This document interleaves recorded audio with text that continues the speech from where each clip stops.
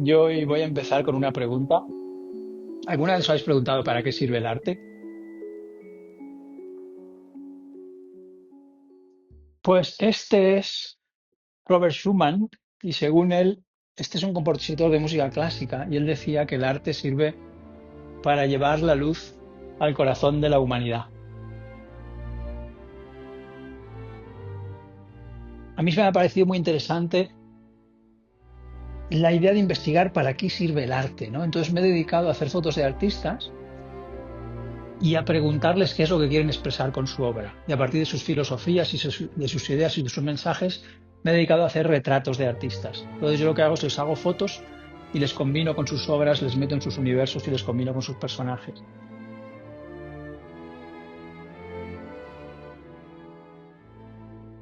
Yo os voy a explicar cuatro fotos de las que hay en el libro. La primera es la de Septiror, Nunca dejes de jugar, que este le he seleccionado porque es un artista de Madrid. Tiene una colección de juguetes que es la envidia de los niños y notas niños del barrio. Y cuando juega con sus juguetes lo que le suele pasar es que pierde la noción del tiempo y aunque esté cocinando se le olvida que tiene algo cocinando y se le quema. Y este retrato tiene mucho que ver con la idea de no perder nunca al niño interior, no perder nunca esa capacidad que tenemos de jugar y de sorprendernos por lo que pasa, porque cuando somos niños nos permitimos sorprendernos, todo nos sorprende. De repente nos cuestionamos las cosas, ¿no? Vemos un pájaro y decimos, ¿qué es eso? Vemos una flor y decimos, ¿qué es eso? Y los adultos nos van dando una visión racional, ¿no? Nos dicen, un pájaro es un animal que vuela, una flor es el órgano reproductivo de una planta. Y a partir de ahí vamos instalando esa explicación racional en nuestra mente. Y a partir del día en el que nos dicen que un pájaro es un animal que vuela, ya no volvemos a ver un pájaro. Vemos la representación racional, vemos, ese es un animal que vuela. Y vamos perdiendo esa capacidad de sorprendernos. Hasta que llega un punto que es el punto más peligroso, que es el día en el que creemos que lo entendemos todo. El adulto llega un momento en el que cree que entiende la realidad. Es el punto en el que dice, bueno, yo ya sé cómo funciona el mundo, sé cómo funciona mi trabajo, cada día hago lo mismo, cojo el coche, voy a trabajar, sé cómo funcionan los semáforos, vuelvo a casa, veo una película en Netflix y me voy a la cama. En el momento en el que creemos que entendemos el mundo es cuando nuestro cerebro deja de haber espacio para aprender cosas nuevas. Cuando nosotros creemos que entendemos todo, no aprendemos nada nuevo, porque nuestro cerebro piensa, vale, yo ya entiendo cómo funciona el universo. Por eso es tan importante salir de esa zona. Y por eso es tan bonito, por ejemplo, irnos de viaje a otro lugar y ver cosas nuevas. Cuando estamos viajando, de repente absorbemos mucha más información, porque estamos en otro lugar, todo es diferente, la gente es diferente, la comida es diferente, la cultura es diferente. Y por eso es tan importante no perder esa capacidad de cuestionarse la realidad. Porque en el momento en el que no nos cuestionamos nada, no aprendemos nada. Y hoy vivimos en un mundo que es muy racional y muy materialista. Y en ese mundo tan racional y tan materialista, vivimos en esa ilusión de que ya entendemos la realidad. Entendemos por qué se mueven los planetas, entendemos cómo funcionan los átomos, entendemos cómo funciona el universo, sabemos dónde va a estar un planeta dentro de 50 años mirando su trayectoria, conocemos la ley de la atracción, la ley de la emoción, y todo eso nos hace vivir en la ilusión de que entendemos el mundo. Pero en realidad, el mayor porcentaje de la realidad es algo que todavía no comprendemos. Por eso es tan importante recuperar esa capacidad del niño, esa capacidad de sorprenderse, de cuestionar y de dejar que la vida nos sorprenda, de no perder esa magia. Porque en el momento en el que perdemos esa magia, perdemos la capacidad de aprender. Y eso es algo que es muy, muy común hoy en día. Hemos perdido la capacidad de aprender. Y esa es la idea del retrato de Ceptiror. No perder esa capacidad, no perder ese niño, porque cuando nos dicen que hay que reconectar con el niño interior, en realidad cuando nosotros perdemos esa capacidad, no estamos perdiendo al niño interior. Lo que estamos perdiendo es otra cosa. Nosotros cuando llegamos al mundo, llegamos con la capacidad de sorprendernos. Llegamos con la capacidad de expresarnos, de llorar cuando queremos llorar, de reír cuando queremos reír. Somos espontáneos. Y cuando perdemos esa capacidad, no estamos perdiendo al niño interior, estamos perdiendo a nosotros mismos, porque nosotros somos ese niño. Es decir, el ser humano que llegó a este planeta es ese niño con esa capacidad de reír, esa capacidad de jugar. El adulto es una construcción, el adulto es un constructo. El real, el de verdad, el que llegó es el niño que tiene esa capacidad. Entonces, cuando perdemos esa espontaneidad, cuando no lloramos cuando queremos llorar, cuando no mostramos nuestra emoción, cuando no nos sorprendemos, lo que estamos perdiendo en realidad es nuestra propia esencia. Es a nosotros mismos a quien estamos perdiendo. Y esa es la idea de esta foto, es no perder nunca esa capacidad. La siguiente que os voy a explicar es la de Baquea, Sigue tus sueños, que esta automáticamente veréis por qué la he seleccionado. Esta foto es, para mí este edificio es probablemente el edificio más emblemático de Madrid, es el edificio Capitol. Y Baquea es un artista de aquí de Madrid. Esta foto hicimos, de hecho, en Foto España 2019, cuando me invitaron a exponer aquí a la Ciambera en el año 2019, que siempre que voy a cualquier ciudad escribo a todos los artistas para aprovechar para hacerles fotos. Y le escribí al Baquea. A mí la obra de Baquea lo que más me gusta es que tiene esta capacidad de crear piezas que son a la vez modernas y retro. Crea como estos bichitos. Y por un lado son muy modernos, pero también le baja mucho la saturación, les baja mucho los tonos de luz, les aplica estos pequeños filtros, les aplica un poco de offset que hace que los negros no sean tan profundos. Entonces lo que más me gusta de su obra es que tiene esa capacidad de hacer que sea súper moderno, pero a la vez que tenga como ese toque retro, como ese toque antiguo. Os sonará también porque él hace la campaña del año chino de Madrid cada año. Cada año llenan toda la ciudad de pósters de Baquea con el año nuevo chino. Y lo que queríamos hacer con su foto era esa idea. Yo quería intentar hacer algo que a la vez pareciera antiguo pero moderno. Y seleccionamos esta obra suya para hacer la foto. Esta es la cabeza que usé. Y a partir de ahí decidimos poner el edificio Capitol, que es para mí el más emblemático de Madrid. Nos fuimos al edificio Capitol. Yo trabajo en Photoshop y para mí lo mejor es hacer la foto del artista y la obra el mismo día, con la misma cámara, en el mismo sitio, con la misma luz.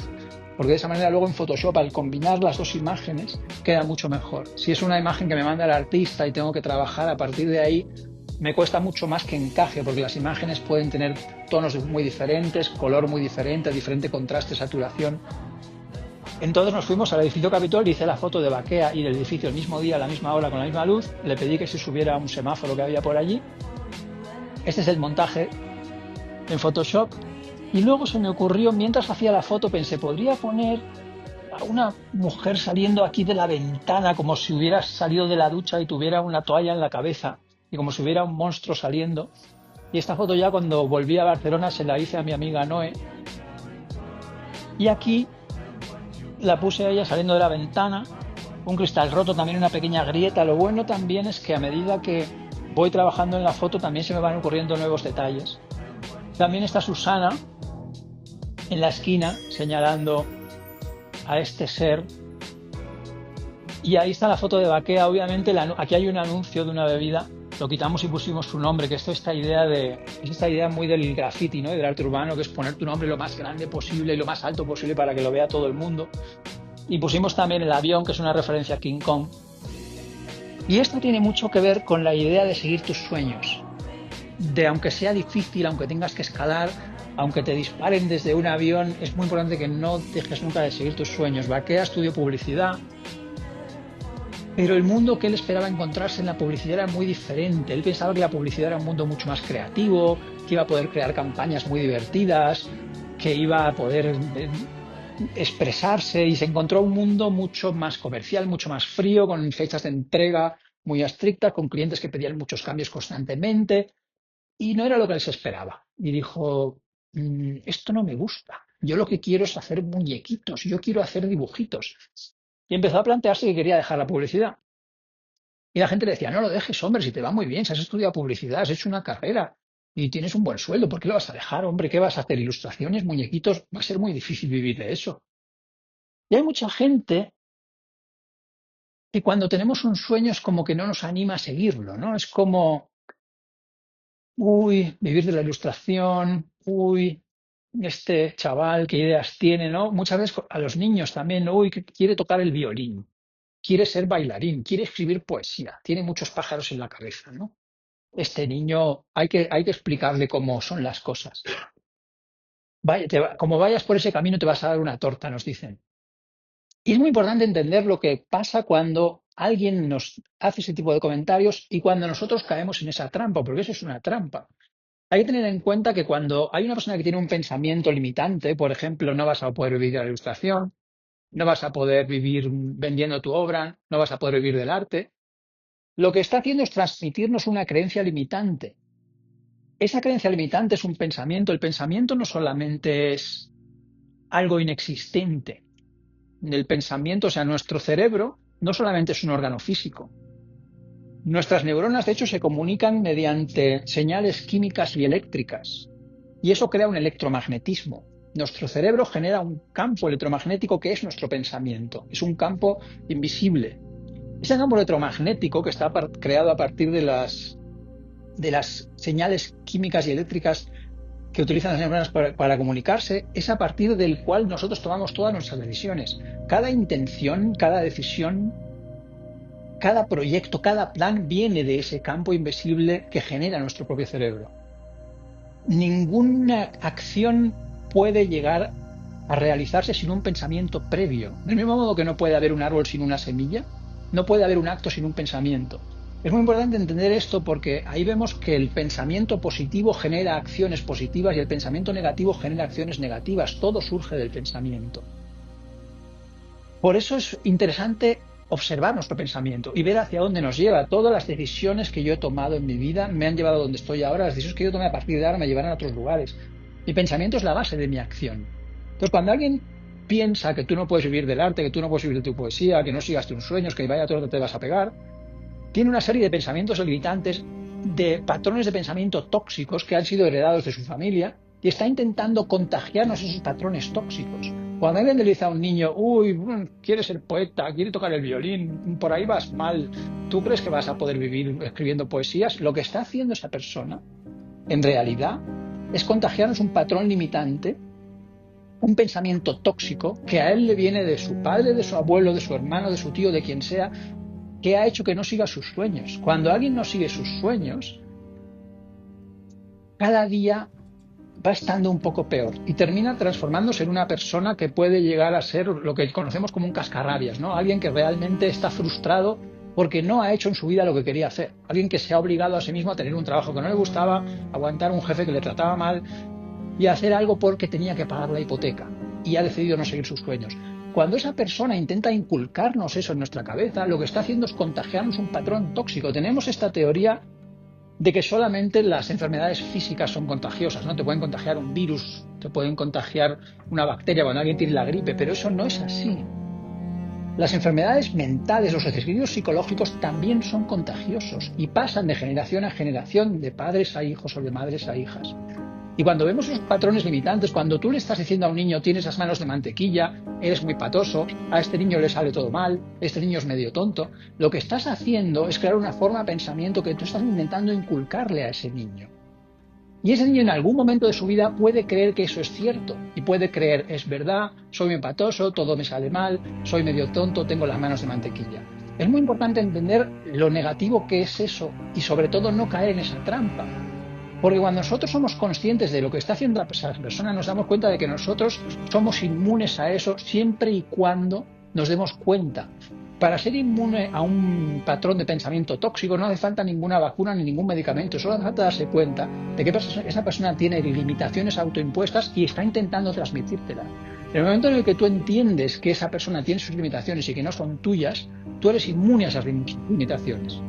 Cuando tú eres consciente de lo que está intentando hacer, no lo hace porque sea mala persona, lo hace porque es lo que le han hecho a él, lo hace porque son los patrones limitantes de su familia, los patrones limitantes de su árbol genealógico, los patrones limitantes de su linaje. Cuando Baquea decidió dejar el mundo de la publicidad porque era muy frío y muy comercial y hacerse ilustrador, aunque le dijeran va a ser muy difícil, va a ser muy complicado, no lo hagas, él estaba luchando contra esos patrones limitantes, que son tan típicos, de no lo vas a conseguir. Y fue complicado y fue difícil y no fue fácil, dejó la publicidad y consiguió ser ilustrador y consiguió vivir de sus muñequitos y de su obra. ¿Por qué? Porque no escuchó a esa gente que quería inculcarle esos patrones limitantes. Y esa es la idea de esta foto. Siempre sigue tus sueños. No permitas que nadie destruya tus sueños, porque cuando alguien destruye tus sueños, lo que están haciendo es contagiarte un patrón limitante que a él le han pasado. Y esa es la historia de Baquea. La siguiente que os voy a explicar es la de Mr. Thoms. Todo empieza en la mente. Mr. Thoms es un artista italiano. Esta foto la hicimos en Valmontone, que es un pueblecito muy pequeño que está cerca de Roma. Él se pasa casi todas las tardes en el ático de su casa pintando, dibujando y haciendo pequeñas figurillas de cartón. Y de hecho con sus personajes él habla, interactúa, juega con ellos porque sus personajes él les da vida y los ve como seres vivos.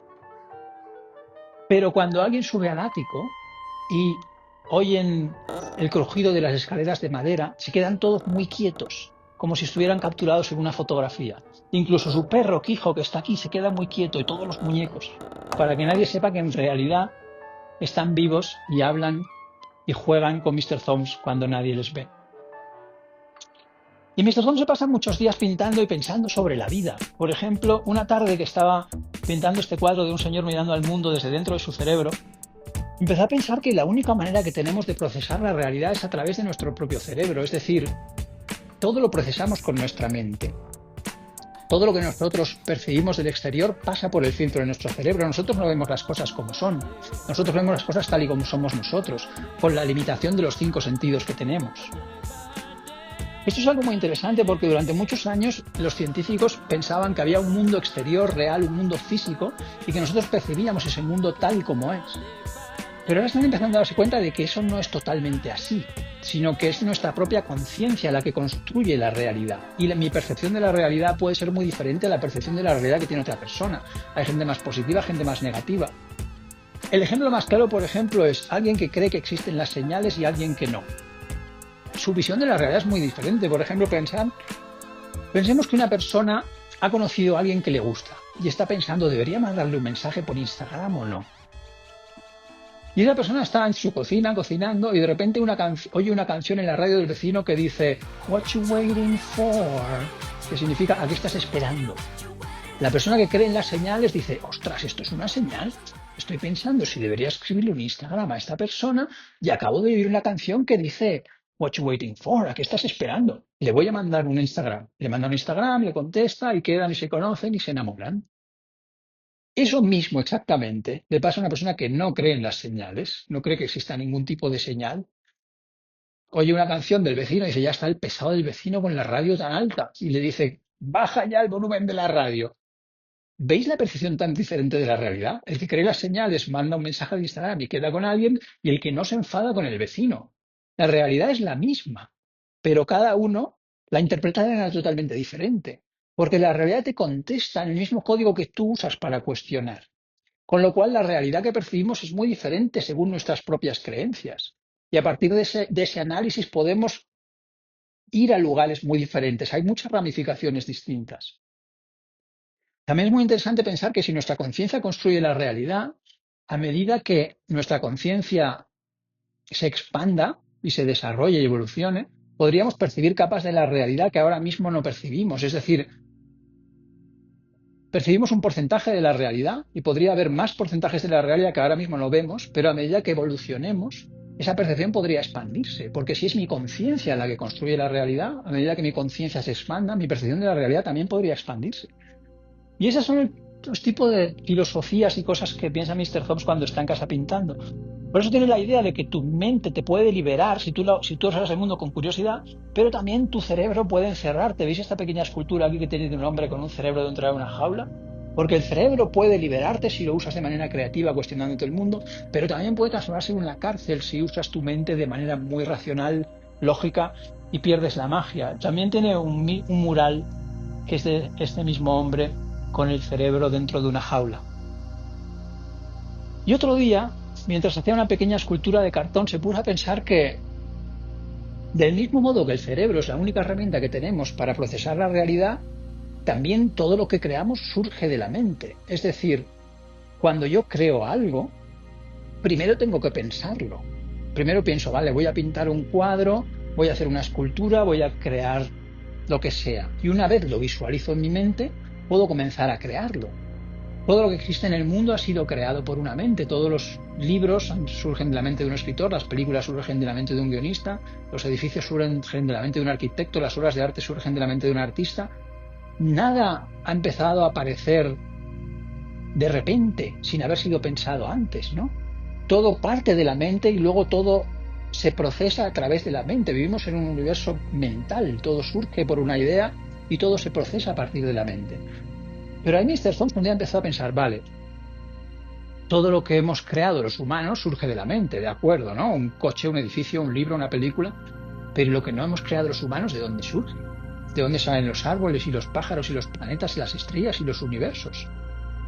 Y ahí se acordó de un libro que había leído que se llamaba el Kybalion, que hablaba de las leyes universales. Y decía que la primera es la ley del mentalismo, el universo es mental, y la segunda es la ley de la correspondencia, que dice así como es arriba, es abajo. Quieres conocer el universo, conócete a ti mismo. Quieres cambiar el mundo, cambia tú mismo. Y según esa ley, como nosotros formamos parte del universo, todo lo que sucede en el universo, las mismas leyes, los mismos principios que se aplican al universo, se aplican a nosotros. Es decir, si tú quieres entender cómo funciona algo en el universo, solo tienes que entender cómo funciona en ti mismo, porque tú eres parte del universo. Por lo tanto, el mismo sistema que funcionas tú, tiene que funcionar el universo, porque tú eres una partícula dentro del universo. Eso quiere decir que si cuando yo creo algo, siempre lo creo desde la mente, primero lo pienso y luego lo creo, todo lo que hay en el universo tiene que haber sido creado por el mismo sistema, porque el universo funciona igual que yo, porque yo soy parte del universo, con lo cual todo lo que existe en el universo tiene que haber sido creado por una mente. Y ahí pensó, pero ¿y dónde está esa mente? ¿Hay una mente flotando en el vacío que crea las cosas? ¿Cómo puede existir una mente sin un cerebro? Porque algo que nos ha dicho la ciencia durante muchos años es que la mente surge del cerebro, es decir, yo no podría tener conciencia si no tuviera un cerebro. Pero para Mr. Holmes esta idea siempre había sido un poco rara. Si la mente surge del cerebro es como pensar que una canción surge de un disco o que un libro surge de una página. Un disco no puede crear una canción, una página no puede crear una novela. ¿Por qué mi conciencia, mi mente tiene que estar creada por un cerebro? Y ahí empezó a pensar, ¿cuál es el motivo real de que exista una mente si no es el cerebro? Y ahí empezó a descubrir ciertos descubrimientos que se han producido recientemente que empiezan a cuestionar lo que han creído los científicos durante muchos años. Porque durante los últimos 50, 100 años, todos los neurólogos y psicólogos nos han dicho que la conciencia surge de la mente. Sin embargo, hace un tiempo descubrieron algo que se llama lucidez terminal. Y este es un fenómeno muy curioso que dejó a los neurólogos muy sorprendidos, y es que cuando las personas están cerca de la muerte, cuando les faltan unas 24 horas para morir, mucha gente, bueno, un 20-25% de la gente, tiene un momento de lucidez total. Personas que sufren Alzheimer o demencia senil, de repente, durante media hora, su cerebro funciona perfectamente. Casos, por ejemplo, de una mujer que había sufrido demencia senil durante 5 años. Y de repente, durante media hora, habló con toda su familia, les dio las gracias por haberla cuidado, les reconocía a cada uno de ellos, les llamaba por su nombre, recordaba lo que había sucedido con ellos. Y empezaron a ver que este fenómeno se repetía, que muchas personas que estaban cerca de la muerte tenían esa última media hora de lucidez. Y lo extraño aquí es que hay una cosa muy extraña, y es que cuando un cerebro lleva 5 años con demencia senil o con Alzheimer, las rutas neurales, las conexiones sinápticas están dañadas. Es imposible que ese cerebro de repente empiece a funcionar perfectamente. Es como un ordenador que tiene problemas de hardware, tiene el disco duro roto, tiene los chips desconectados. De repente, durante media hora funciona perfectamente. No puede ser. Es decir, los neurólogos entienden los procesos químicos que se tienen que producir en el cerebro para que eso funcione, pero es imposible que en un cerebro que lleva 5 años sufriendo Alzheimer, de repente todo funcione perfectamente. Solo hay una posible explicación, y es que la conciencia no surge del cerebro. La conciencia está en otro lugar y de repente esas personas durante media hora se conectan. Si este fuera el único fenómeno, diríamos, bueno, es un fenómeno extraño, pero no es el único. También han descubierto lo que se llama experiencias cercanas a la muerte, que este es aún más extraño. Estos son casos de personas declaradas en muerte clínica, personas que han tenido accidentes graves o personas que han estado 3 minutos, 5 minutos en coma, personas que han llegado al hospital sin signos vitales, sin riego sanguíneo al cerebro, paro cardiorrespiratorio, y nos hablan de experiencias terriblemente lúcidas, experiencias en las que hablan con sus familiares, ven a su abuelo que ha muerto, ven a su madre. Todas ellas tienen una misma experiencia, que esta sí que es compartida, que es que se ven a sí mismas desde arriba. Algunas sienten una sensación de paz y de amor incondicional. Para cada una es diferente. Hay más de 1000 casos documentados, experiencias cercanas a muerte, de personas que han tenido estas experiencias. Algunas muy vívidas, una por ejemplo de una mujer que despertó después de estar en coma con un cáncer terminal y le dijo a su marido: sé que el médico te ha dicho que no pasaré de esta noche, pero no es cierto, voy a sobrevivir. Y su marido le dijo, ¿cómo puedes saber que el médico me ha dicho que no pasarás de esta noche si eso me lo dijo ayer por la noche en el piso de abajo y tú estabas en coma? Y esta mujer había oído la conversación que habían tenido el día anterior en el piso de abajo estando en coma. Otra que cuando había llegado al hospital en paro cardíaco, accidente de tráfico, y cuando llegó el médico al día siguiente consiguieron reanimarla. Dijo, bueno, usted llegó en paro cardíaco, fue muy difícil de reanimarla. Dice, no, si ya lo sé, si usted es el doctor Ramírez, ya le conozco. Dice, ¿cómo me puede conocer? Dice, si yo estuve viendo toda la operación, y de hecho no solo vi la operación, en el piso de abajo estaban operando a un señor del fémur. Y el médico se quedó y dice, ¿qué está contándome esta mujer? Pero se quedó con la idea del fémur intrigado y al día siguiente bajó al piso de abajo y les dijo, oye, ayer a las 5 de la tarde estabais operando a un paciente del fémur, y dijeron, sí. Más de 1000 casos documentados, experiencias cercanas a la muerte. Esto dijéramos, bueno, si son 5 o 6 igual se han inventado, ¿no? Pero más de 1000 personas explicando esas experiencias y de repente esto es aún más extraño, porque claro, el primer caso de la lucidez terminal, dices, es un ordenador que está roto, de repente empieza a funcionar. Pero es que aquí no, aquí es un ordenador que está desenchufado y apagado. Ahí no tendría que haber ningún tipo de experiencia consciente, porque es una persona que no tiene riego sanguíneo, no está llegando oxígeno al cerebro. No puede ser que esta persona tenga una experiencia consciente. Solo hay una posible explicación. Es que la conciencia no surge del cerebro. Y aquí viene el más extraño de todos, que son los recuerdos de vidas anteriores.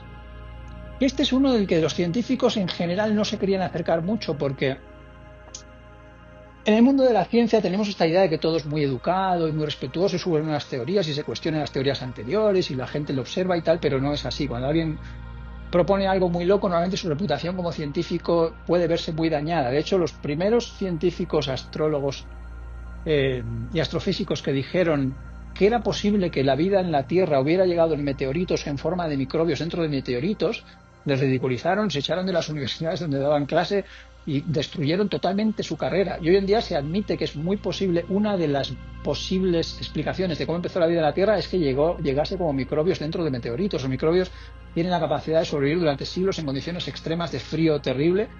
Así que es posible que todos vengamos, es posible que todos seamos alienígenas y que la vida en la Tierra empezara hace miles de millones de años a través de microbios en meteoritos. ¿Esto por qué lo digo? Porque en los recuerdos de vidas anteriores la mayoría de científicos y de psicólogos y de neurólogos decían, uy, esto es mejor no tocarlo, porque esto me van a decir que estoy loco. Pero, por suerte, hoy en día empieza a haber algunos que tienen el valor de hablar de estos casos. Cientos de casos de niños que dicen recordar cosas extrañas que no tendrían por qué saber. El más curioso es el de este chaval, James Leininger. Hay muchos, pero el de este chaval es muy curioso. Este chaval nació en Estados Unidos y de pequeño tenía pesadillas y decía que estaba en un avión que estaba en llamas y que su avión se iba a estrellar en el agua y que se iba a ahogar y que no podía salir del avión. Le regalaron un avión de juguete y lo tiraba encima de la mesa y decía, mi avión ha sido tocado, me han dado en un motor, voy a caer al agua. Y los padres decían, bueno, el niño tiene pesadillas.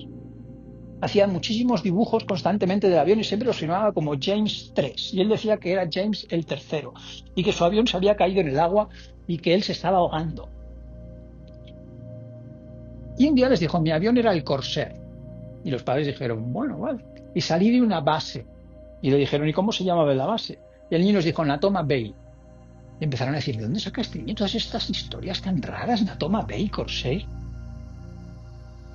Y un día su padre estaba mirando un atlas que le había regalado su abuelo, o sea, el padre de su padre, y estaba mirando esta foto de la batalla de Iwo Jima, y el niño le dijo, es ahí es donde se cayó mi avión.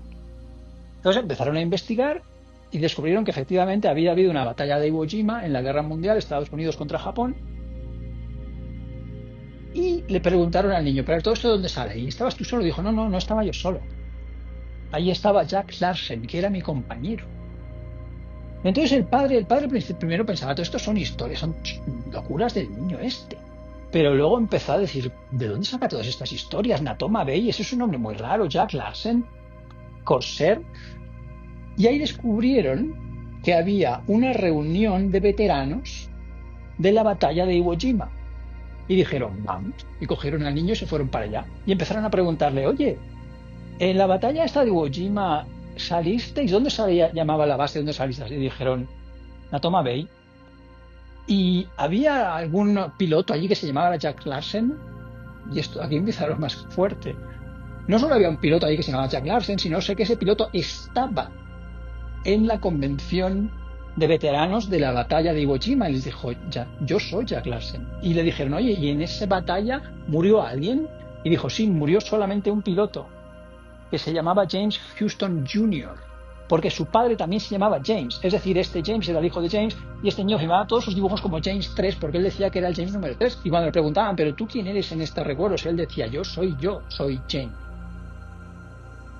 Esta gente terminó escribiendo un libro sobre toda esta historia y a partir de ahí hubo un psiquiatra que empezó a documentarlo y tiene también más de 100 casos documentados de chavales que entre los 1, 2 hasta los 6 años tienen recuerdos de vidas anteriores. Luego, a partir de ahí, empiezan a olvidarse, empiezan a seguir su vida, del mismo modo que nosotros cuando nos levantamos un día por la mañana, los primeros 10 o 15 minutos recordamos un sueño, pero luego a medida que empezamos a hacer cosas se nos olvida ese sueño, ¿no? Es lo mismo. Estos recuerdos de vidas anteriores solo duran desde los 1 hasta los 6 años. Luego se olvidan y siguen con su vida. Este es uno de los casos, pero hay muchos más.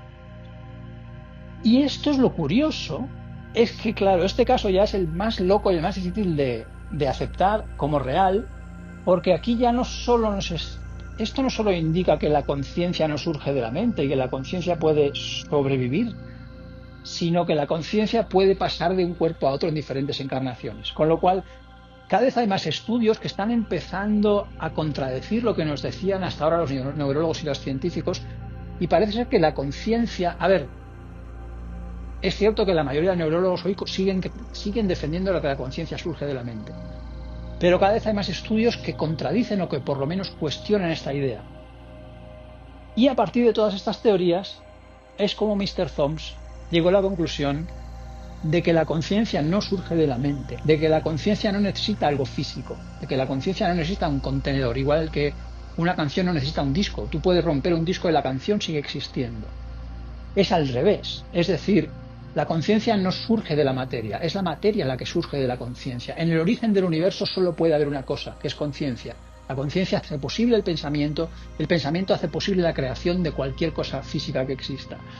Y estas son las ideas y las filosofías que tiene Mr. Thoms cuando pasa las tardes pintando en un pequeño pueblo de Italia. Y la última que os voy a explicar hoy es la de Jana Bright, Del cielo a la tierra, que ella es una artista letona. Esta foto está basada en un cuadro suyo que se llama From the Sky and the Earth, que significa del cielo y de la tierra.